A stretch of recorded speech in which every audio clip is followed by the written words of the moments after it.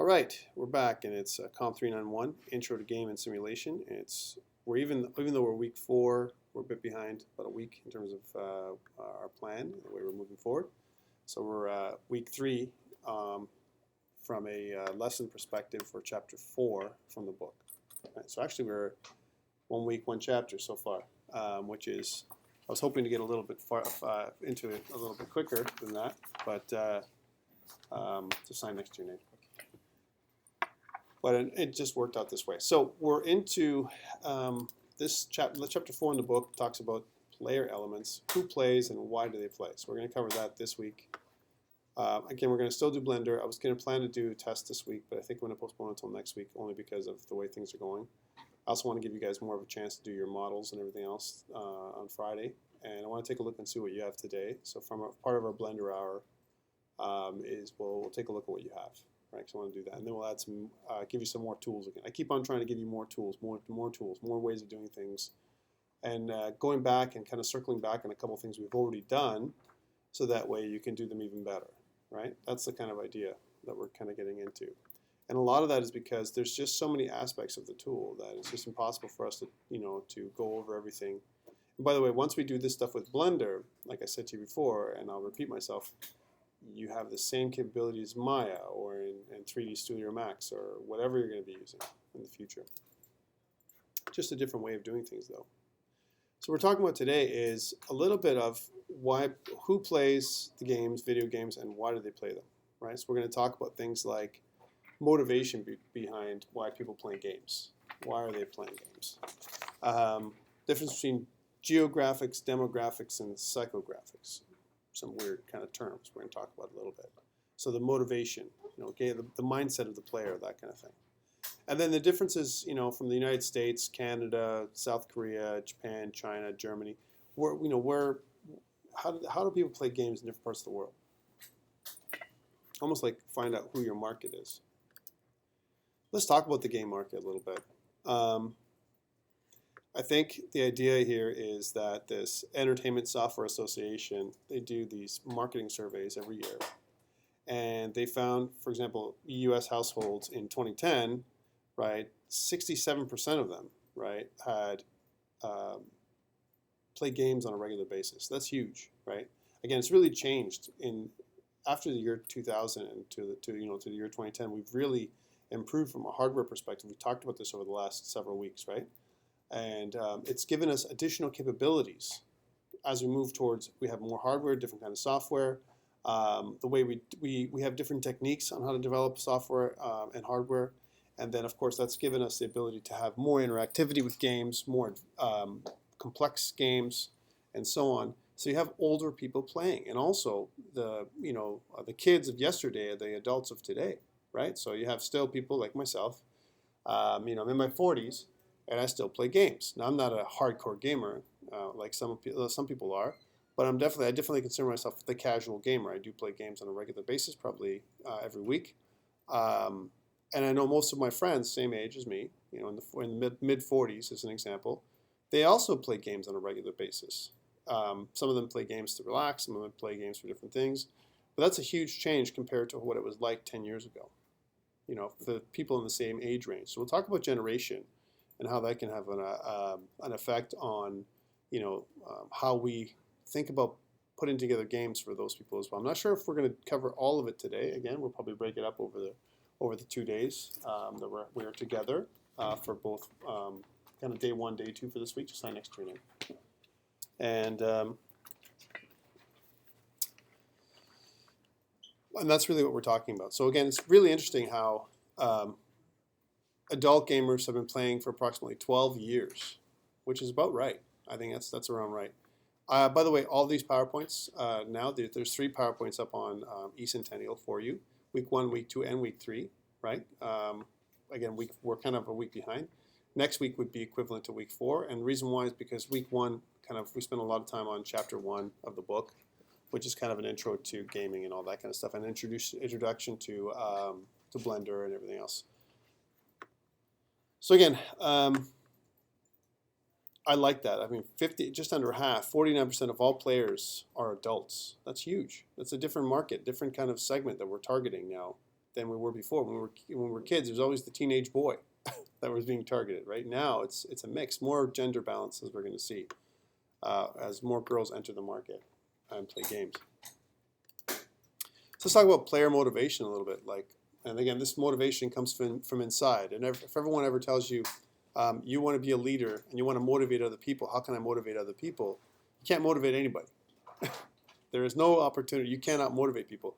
The only way you can do is you can inspire them, and they motivate themselves. Right? That's really the I think one of the secrets that I've learned over my life.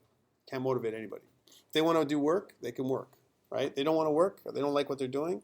Can't make them like it. Right? In the same token, you can't really motivate them to play a game. They're going to play a game that they like according to their preferences. We'll talk about player preferences and personality types a little bit as well during this lesson.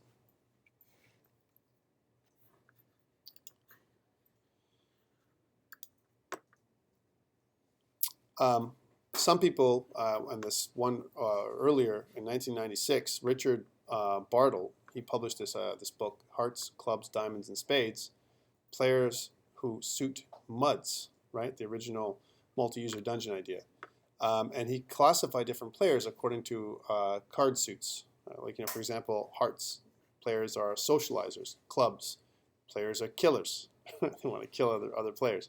That's what they do. They want to manipulate players, or they want to manipulate other players. They want to, do that. That's what motivates them. Diamonds, players who are achievers. They want to get achievements. Spades, who are more explorers, explorer types, and so on. And so he kind of put this very simple system, these 4 different player types. Later on, he expanded it to 8 different player types. But again, for him trying to understand, it's kind of one of our first ways of trying to understand what motivates players, why people play games. So one of the things, I guess, from a motivational perspective would be social interaction, where we play games because we want to interact socially. Sometimes, again, we talked about this last week, when we role play, right? We're not ourselves. Our game persona, it might be a different persona than we have in quote unquote real life, right? Our real life persona might be boring or introverted, but maybe our game persona is a totally different persona altogether, right? You have an avatar nowadays to represent you most of the time. Sometimes it's a picture of you, but most of the times it's a representation of who you are, right? Your character or whatever, or you might even have a gamer tag or whatever that kind of represents you. Most people do.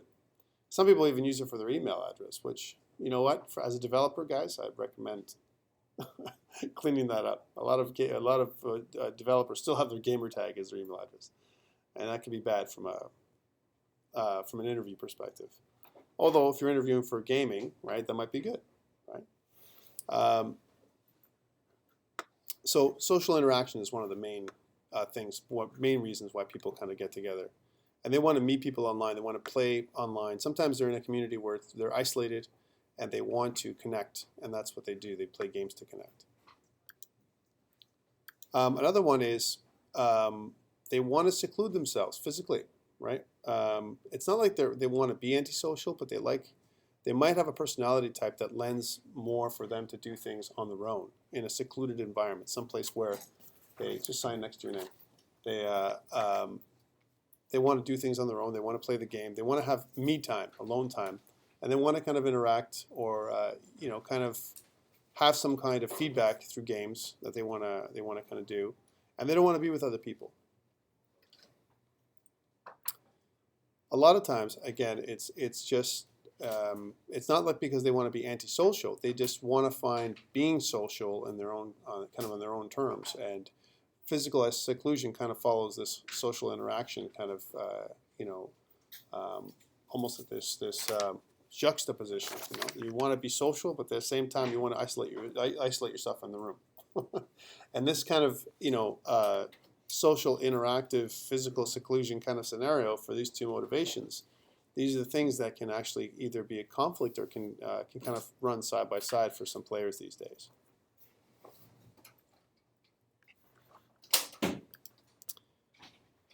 Let's talk about competition. Competition's been around. That's one of the main reasons I think that I like to play. I like to compete. I like to win. Right? Everyone's a little differently. They think differently. But this is one of my motivations. When I play a game, I like to be, I want to achieve. I want to do something, right? And in order for you to compete, you have to be good. You have to practice, right? And this is where it makes the difference between someone casual player, and someone hardcore, right? Hardcore gamer is going to play, a bunch of hours every week, right? He's going to put a lot of time and effort into playing because he enjoys it, right? Or she enjoys it. Casual gamer is going to play when they feel like it or when they can fit it in, right? But they may not play all night. Like, that's not going to happen for the casual person, typically. Unless they might have these, this whole idea of binge playing. They play hard on the weekends when they can't play during the week because they have to work, they have to go to school, whatever. But on the weekends they binge, man. They play all night on Friday, all night on Saturday, and they rest on Sunday and they go to work on Monday, right? That happens too. But competition is definitely one of the reasons why many of us game. Here's a great example of Mortal Kombat versus DC Universe. That was kind of neat. Sometimes people play for knowledge because they want to play a game to gain knowledge, and it's not because of, this is not as popular, but again, like I mentioned over the last couple weeks, I hate to say this word again, but gamification, right, or engaged learning, if you will, is something that's fastly rising or quickly rising, and it's becoming the way, maybe a new mode of doing e-learning. So maybe for knowledge, people play games for that reason as well, and to get achievements and so on. Sometimes it's mastery. So it's not just about they want to win, but sometimes it's about mastering the game, right? So it's about, for example, you want to play the game so you can finish it. I know that some people say, well, they came up with this new game and I can finish it in 30 hours or 40 hours or whatever it is, and they try and play the game until it's done, right? So mastery is one of the reasons why some people are motivated to play the game, get a new game, and then they do their little binge gaming on the weekend to finish it, right? The whole weekend. It's hard. I don't know how they do it, but definitely some of the motivations that are out there. Sometimes it's mastery, like an example would be, this is a good one, good picture, screenshot, Guitar Hero, where you want to be an expert playing the game. Not necessarily to compete with others, but only because you want to master the game. Escapism. Hey, I'm going to put my hand on this one.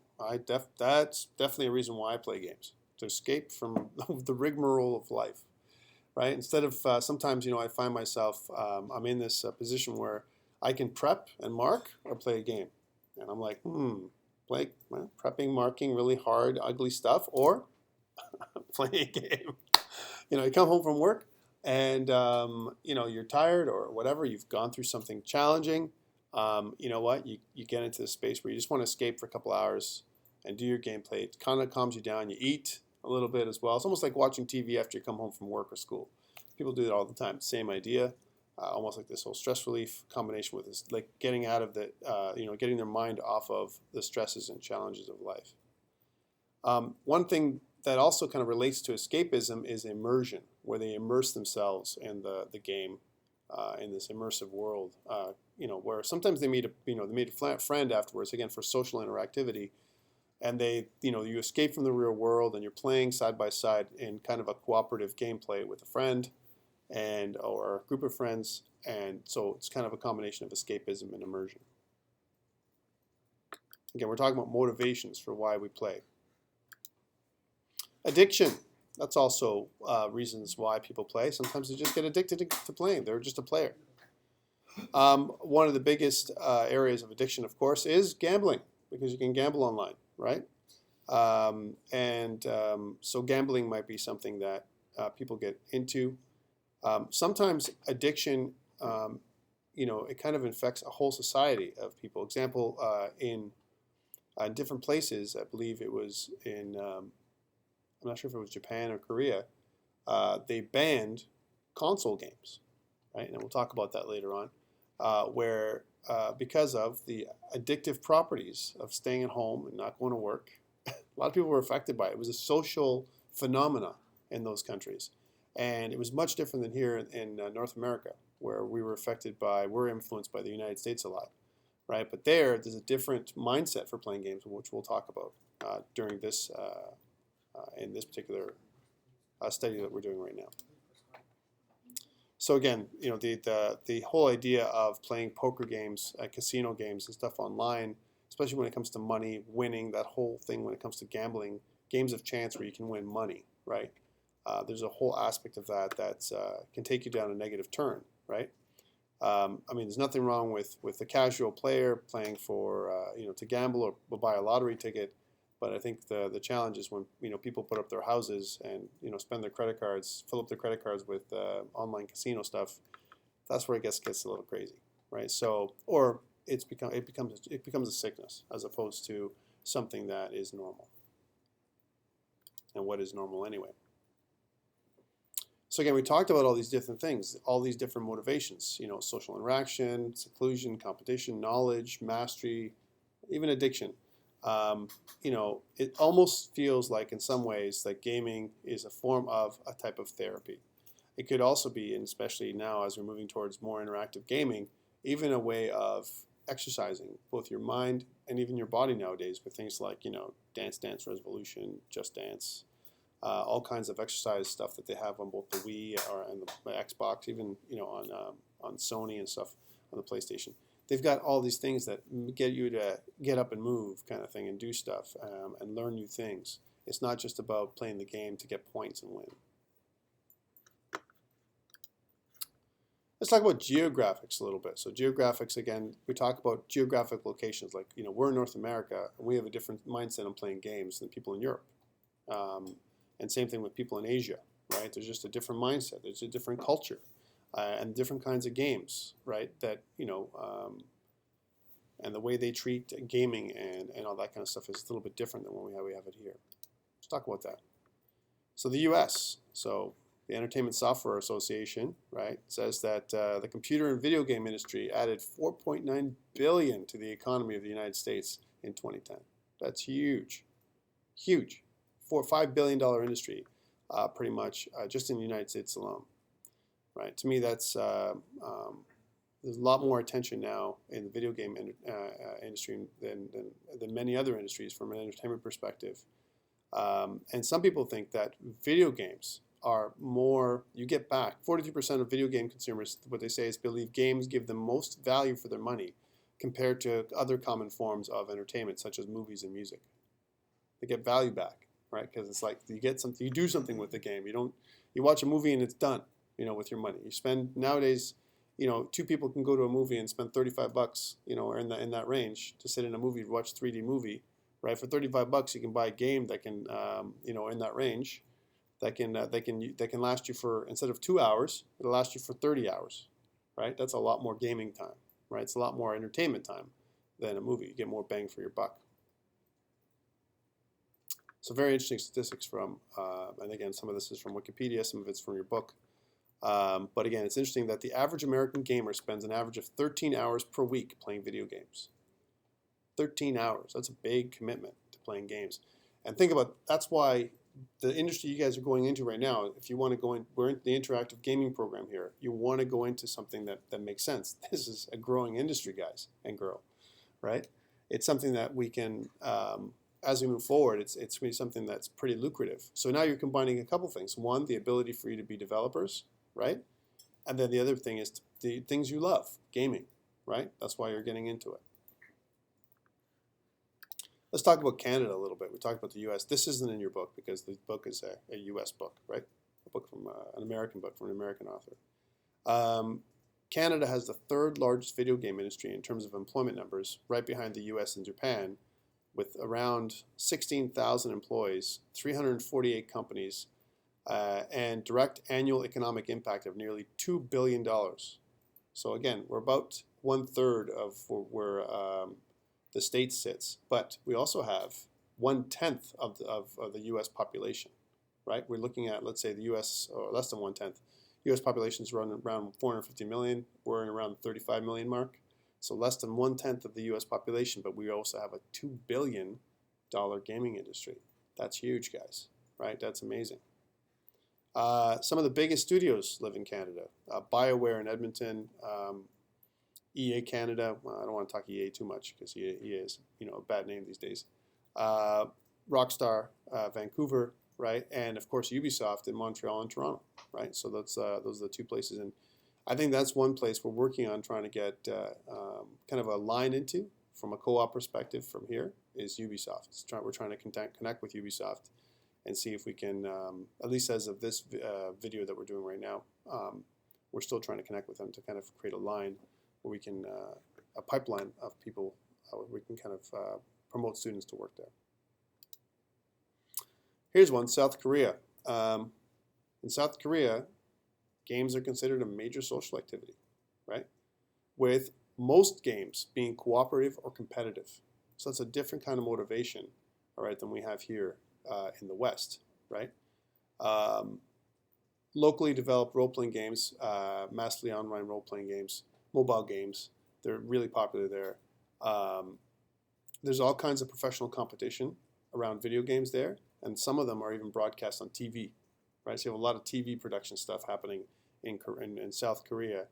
Things that would be unheard of that would kind of get no traction in North America, get all kinds of traction there because video games are huge. It's a totally different entertainment kind of industry for video games there. They have things called PC bangs in Korea. Literally in Korean it means PC room, type of almost like this LAN party kind of LAN room that happens. They typically charge anywhere between $90 to $1.35 US per hour, right, to play. And even though they have consoles and that kind of stuff at home, just like we have here, you could buy a console or a PC or whatever, they just have better hardware at these PC bangs that you can possibly have at home, almost like these gaming rigs that you can kind of go to and enjoy, and it draws these players to play. And they also, it's a kind of an interactive, again, from a social perspective, you kind of go and hang out with your friends and actually physically get out of the house to play this stuff. I liken it to going to the gym, right? You can work out at home, right? And you can have a home gym, or you can go to the gym, right? And some people say, well, why would I go to the gym if I have a home gym? Well, because you like to talk to people in the gym. You want to work out with somebody else, right? You want to, there's many other motivations to be at the gym. You want to meet people, right? The same thing with these people. Instead of hanging out at home and interacting at home socially, they go there, they smoke, they drink, they eat, right? They hang out at the PC bang, right? They do all this kind of stuff. They sell ramen noodles and canned coffee and all kinds of weird things there, right? And it's a fun little social activity that people do. Very popular in South Korea. Japan. Huge industry in Japan. They say it's a major industry. I mean, we got to think back in the day, Nintendo, Sega, Taito, Namco, Capcom, all kinds of these classic video game industries came out of, they just built out of Japan, right? In Japan, in 2003, remember, one of the things that Japan's known for is, handheld devices and electronics. It's been the thing. You go to Japan, there's always something new coming out of Japan. I always had a buddy of mine that go to Japan and come back with some new gadget that we don't even see here for like 5 years, 10 years, right? Sometimes it never makes it here. Example was they had in 2003, before even our crazy smartphones came out here, like the iPhone, they had things like mobile devices that allowed them to do puzzle games, virtual pets, and all this kind of stuff that we never had here. This is a good statistic. In 2002, the Japanese video game industry made about 50% of the global market, made up. That's how big it was. Then it kind of came down, right? In about 2010, it went down to about 10% of the global market. There was a big recession that hit Japan between 2002 and 2010. And it also killed, up until then, they had a huge arcade industry that was just like China. China is still a huge arcade industry, not like here. Here, our arcade industry is pretty much dead, right? There, the arcade, actually being an in-store arcade is still huge in China, and so it was in Japan.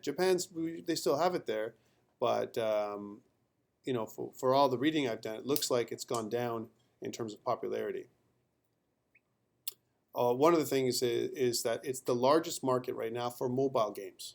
More mobile games are made and consumed in Japan than anywhere else in the world. Here's one. So, think about this. Mobile games, Japanese market, right? Mobile games which pretty much generate 5.1 billion worldwide in 2013. And they kind of dwarf traditional console games in that country.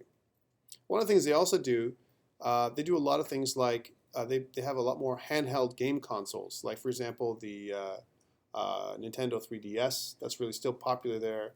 all the things that we've kind of outgrown a lot of ways. Here, it's still going on there. The PSP, those kind of handheld devices, still hot in Japan, and they actually play them a lot alongside other things they have, like smartphones. Germany. Let's talk about Germany a little bit. Germany is the largest video game market in Europe, right? If you want to play games, go to Germany, man. If you want to do business, go to Germany. You want to own land, go to Germany, right? That's the place to go in Europe. It's the economic center, I believe, still in many cases of Europe, of the European community. Maybe as much, if not more, than the UK, right? You've got stuff like Ubisoft Blue Byte that kind of made the Settlers series. So that's one of the things they made out there, and that was founded in 1988. Crytek, the whole Crysis series and Far Cry and all that kind of stuff came out of Germany, right? And a bunch of other companies that have made there. They have one of the biggest, probably the world's largest gaming expo, Gamescom in Cologne, right? It's awesome if you guys go out there. I'd love to go to Germany. I've only been there one time, but it's never had a chance to game there. But it's definitely a place, if you're a game person in Europe, to go. China, massive industry there as well. They've done everything from produce, they sell, import, export. They do a lot of playing in China in terms of game playing. All kinds of software piracy happens in China. That's where, if you're going to get software piracy for the PC game market, and remember, the game sector is worth $6 billion in China, being, of course, one of the largest population centers in the world, right? That and India, right? Arcade games are also crazy in China, more so than anywhere else so far in the world. So think about actual arcades, and in the arcades, they have a lot of these rip-offs of popular PC games, or even mobile games like Angry Birds. So you go into the arcade, and there's an Angry Birds game there, which is totally unlicensed, right? Because they have that kind of thing happening in China, and no one's stopping them. So it's definitely a different kind of industry where you have a competition of different kinds of games that are being played. And again, from a target perspective, if you're ever going to target China, think about that. How they, again, there's lots of piracy going on there, right? And it's just. And mentioning these things from a geography perspective gets us to understand a little bit more of where we sit globally from a game development perspective.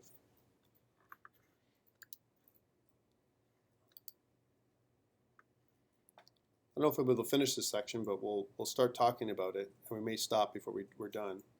But psychographics is all around understanding kind of values, attitudes, lifestyles, preferences, all that kind of stuff that's around the way people are, right? Things like money, religion, culture, personality type, all that kind of stuff is all around psychographics. I kind of mentioned it earlier, this difference between the casual and hardcore gamer, right? And really it's around frequency, how often you play games, right? How about you guys? How often do you guys play games a week? How about Vanessa? The game hours I'm talking about. I want game hours here, right? Come on, tell me how many hours. Chalk the hours together. I want numbers, right?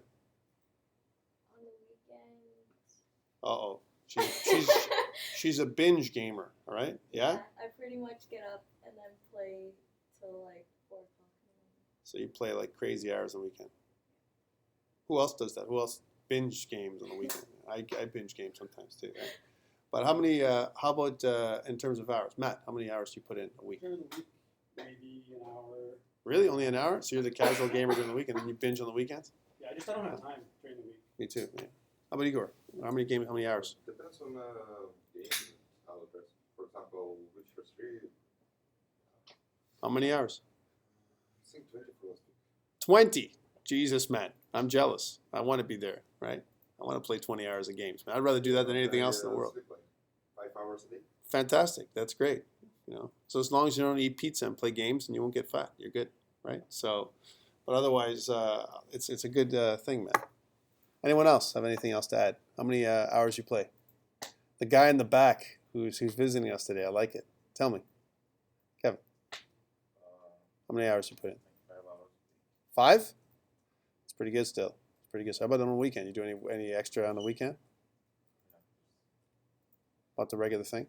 So I'm saying, again, difference between casual and hardcore gamer. Again, maybe there's not a lot of hardcore gamers here today, but well, maybe except for Igor because he puts in 20 hours, right? But It's not often, it's just because he didn't know. new game. See how he said it very casually. It's not abnormal. It's a new game. I have to finish it, right? I understand. I'm the same way as you. When I start playing a new game, I'm crazy for it for the first 20, 30 hours, and then it kind of tapers off, and then I'll go back to it. I'll play it again. If I remember when Diablo 3, I'm saying it's one of my favorite, right? Came out. I'd play it like mad. It was like hours and hours. I probably played it like 30 hours in 2 days, right? It was massive, right? But then afterwards, it was kind of went down. And I play it once in a while now. If I have a couple of friends of mine who want to play it with me, But so I mean, again, I swing, and most people do, between being casual and hardcore, depending on how many in terms of hours, how many hours you get available to you. There's something, when we do market studies, especially in the US, they have this thing called Vals types that they use for marketing. And what they do is they kind of throw people in different kinds of motivation sectors, if you will, right? So they talk about having these different types, and the types would be things like thinkers, achievers, experiencers, makers, and so on. Strivers, people that do things because they want to accomplish something, and they are different market segments, right? So again, if you look at Vals psychotypes or Vals types online, it's actually a trademarked, kind of way of doing things, and they do this Vals survey to analyze, what motivates people to buy and to consume, right? They try and figure that out. Another way of looking at it is understanding personality type. And who's ever done a Myers-Briggs personality test? Anybody? You may have done it. Some other people may have. Really what they're trying to do is, there's a study back in the day, 1943, these two ladies, Isabel Briggs Myers and Catherine Briggs, they kind of got together and they kind of created this Myers-Briggs type indicator, which was based on the previous work of Carl Jung, which is a famous psychologist, right? And what they came up with is these different classifications. So you almost have these 4 different areas to describe your personality type, right? So one of them is you an extrovert or an introvert? Okay, who's an extrovert? Extrovert means you get energy from being with other people, right? Introvert means you get energy from being on your own, right? So who gets energy from being with other people? Extrovert. Put your hand up. I'm 1 point extrovert. You're what? I'm 1 point extrovert. 1 point compared to. So you're more of an introvert than an extrovert. You're saying. I'm 1 point onto the extrovert. So you're mostly okay. So you're more extroverted than introverted. Just barely, though. Right. Okay. And what about? And then there's another one. Next section is sensing versus intuitive. Right. So sensing would be things like, you're more perceptive compared to, future oriented, right? Sensing is when you're actually trying to perceive things, with your senses. Intuitive is like you, without sensing and without actually using your senses, understanding or having a feeling about the future, right? So sensing versus intuitive. The other one is thinking versus feeling. This is a big one, right? Thinking versus feeling. And it's almost like I make judgment formations because I'm objective, right? Because I'm thinking, or I'm subjective because I have something invested, I'm feeling, right? So thinking versus feeling, right? And then judging versus perceiving, right? So again, more structured approach to looking at things, or more spontaneous, unstructured approach to looking at things, right? So they separate your personality type into these different buckets, if you will, right? And then you get a 4-letter code, like example would be ENTJ. That's what I was back in the day when I first did the test, right? An extrovert, perception is more, I'm kind of, an intuitive type, thinking rather than feeling, and judging versus perceiving, right? And what that means when I'm an ENTJ means I'm more on the red side. We'll talk about that in a second, of what these different classifications are. So here's an example of this. This is what it would look like, this Myers-Briggs type indicator, right? This is one extreme to the other, by the way. ESTJ would be one extreme, more extroverted, sensing, thinking, judging, compared to the other extreme of the which is introverted, intuitive, feeling, perceiving. And you can be a mix of different things. So you can be an like I am, ENTJ, or you can be an ENTP, or you can be an ISFJ, but you can be only one or the other of these classifications, right? So 8 different personality types, pretty much. As we've moved on to describe personality, and why are we talking about personality types? Because we want to understand people. Once we understand people, we can market to them. This whole marketing idea, right?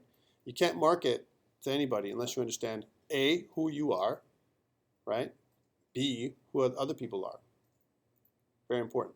There's another system called Insights, Discovery Personality Profile, which I use personally, and I put this in. It's not in the book.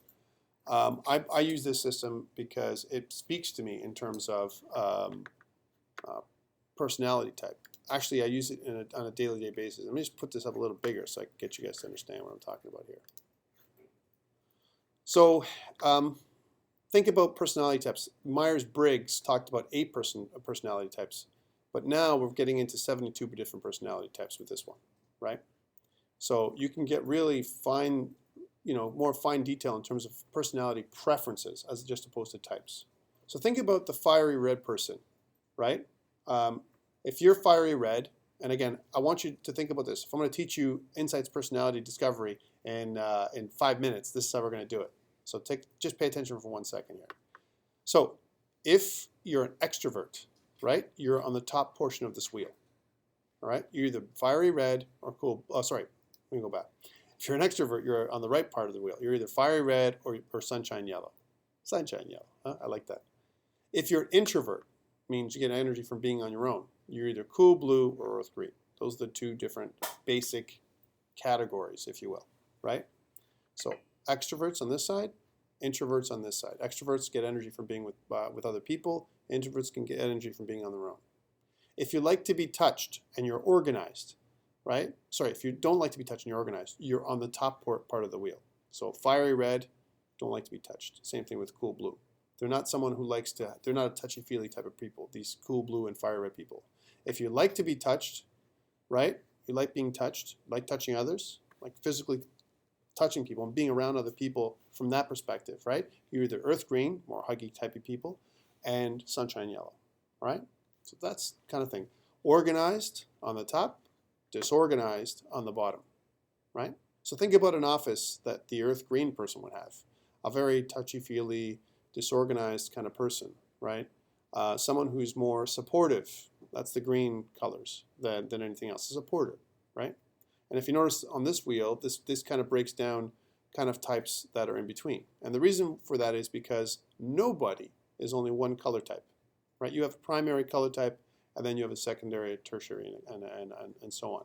And you kind of go around the wheel. Usually, their primary color type, the opposite of your color type is your weakest one, your primary. So example, if I am, my color types are red and yellow, right? My weak area would be green.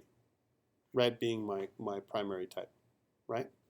Which means, and again, from a red perspective, people who are red are more assertive. They're more action-oriented. They want to basically say, their motto is, look, give me the 30 seconds, be brief, be bright, and be gone. Don't waste my time. I don't have time for you. Most red people. If you're a pure red, right? And there are people who are more directive types. Here's a director type of people who focus on results, who are more decisive, right? Then there are people who are cool blue, right? They're introverts, they're more structured, and they're analytical. The main word for cool blue is analysis. They want to analyze things. They want to do things by the numbers. They want to do things step by step, right? Those are cool blue people. They want to do things that are right. They want to do things the right way. They're moral people. They don't want to go around the system. They are the system. They make the system. That's blue, right? Blues make perfect observers, but they're not action people at all, right? In fact, if anything that a true blue person suffers from, it's analysis paralysis. They don't like doing stuff, right? They like watching. They like data analysis. They like, observing. So that's fiery blue, fire red and cool blue. Sunshine yellow people love being with people. They love to party.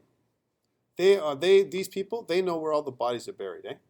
They're the people that have good times, right? They do some things that are outside of the rules because they're the opposite of blue. Blue like rules. Yellow, they don't like rules. Yellow, the rebels, right? That's what they are. Yellows like to do whatever they feel like doing, but they're also intuitive and creative people, right? So,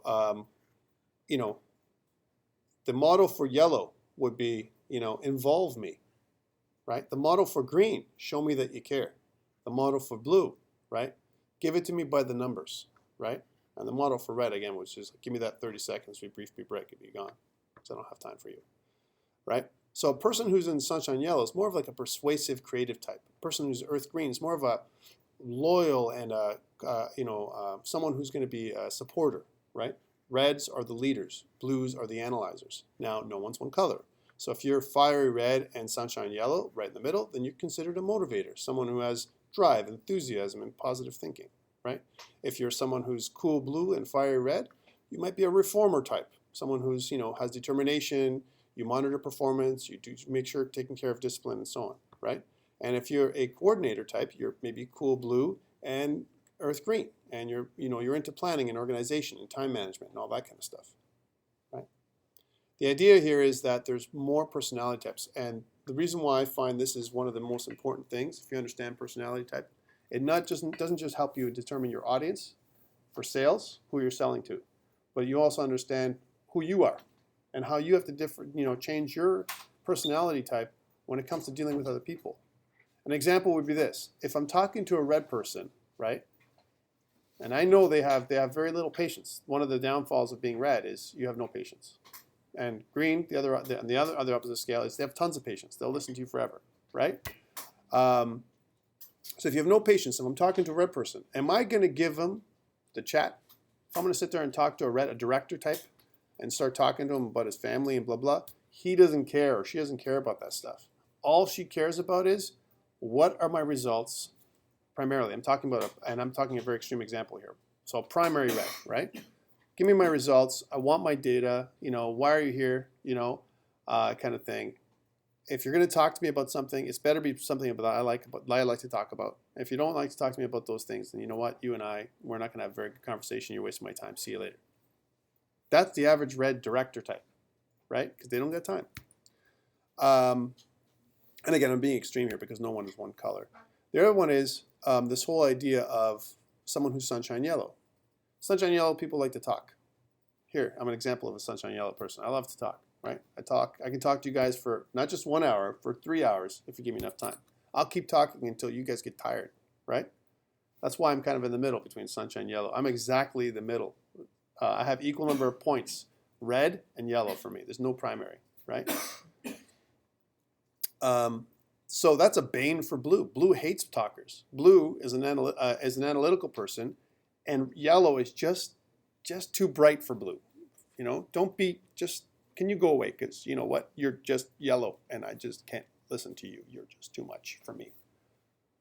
Blue is, they like being on their own. They're great developers. Blue is the average developer. The average developer likes to be on their own. They're analytical. They don't want to involve themselves with things. They want to do things step by step. A lot of them don't skip steps, right? Because they want to learn that way. They learn by doing, right? And they're very, like I said, they have a very systematic way of doing things. When you look at a blue desk, if it's a true blue, a person's 100% blue, their desk looks like no one lives there. You can go to the blue desk and you're like, I don't know, does anyone live here? Is there a blue that they don't have anything there, right?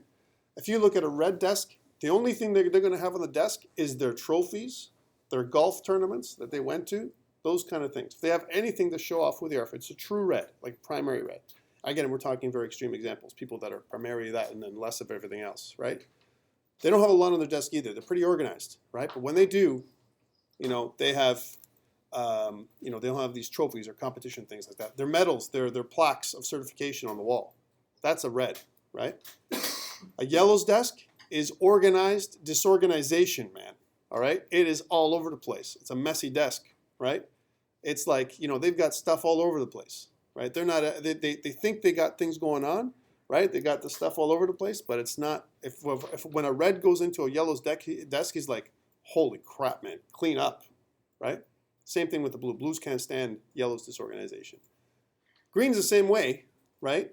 Because greens don't really have a sense of, that's not important to them. Greens are all about, taking care of other people. Sometimes greens don't even need a desk because they're not really at their desk, right? Same thing with yellows. Greens are more like they're going to be with other people. They're going to be the people that you're going to go to talk to. If you want to talk to anybody who's going to help you out, it's going to be the green. They're going to be the listeners, right?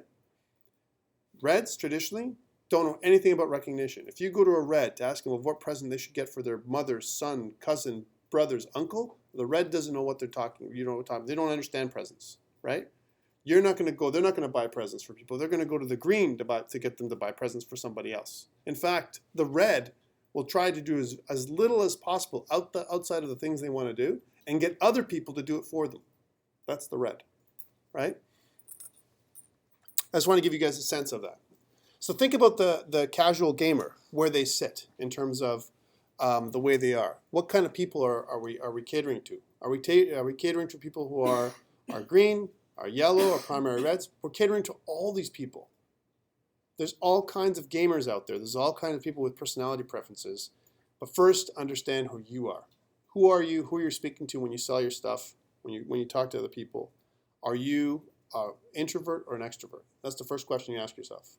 And the first question you should ask yourself about the other person you're looking at. Are they extroverts or introverts? Right there's a difference. If you're an extrovert and they're an introvert, sometimes it's important to switch your thinking, switch the way you talk and the way you listen, because the other person is going to have different preferences than you. So that's really Insights Discovery Personality Profile in a nutshell. I don't have any more time to talk about that, but to me, it's an interesting little system, 72 different personality types based on the Jung personality scale kind of thing, very similar to Myers-Briggs, but becoming these kinds of things, and there's other things. There's people that make up, other companies have created animal types.